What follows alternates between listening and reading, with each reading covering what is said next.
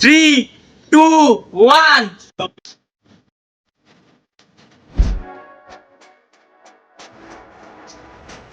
তো স্যার আপনার এখন কেমন লাগছে?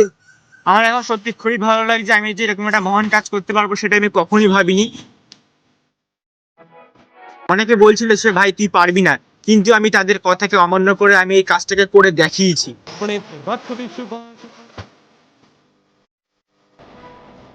তারপর অনেক বন্ধু বান্ধবরা আমার সাথে দেখা করতে এসেছে, মিডিয়া থেকে প্রচুর ফোন, প্রচুর কল, সব অ্যাকসেপ্ট করেছি আমি। আমার মধ্যে কোনো অহংকার নেই। হ্যাঁ স্যার, বলছি আপনাকে একটুখানি পরে কল ব্যাক করছি। হ্যাঁ স্যার। অনেক মানুষজন আমার বাড়ি এসেছিল আমার সাথে দেখা করতে, আমি তাদের সাথে অবশ্যই ছিলাম।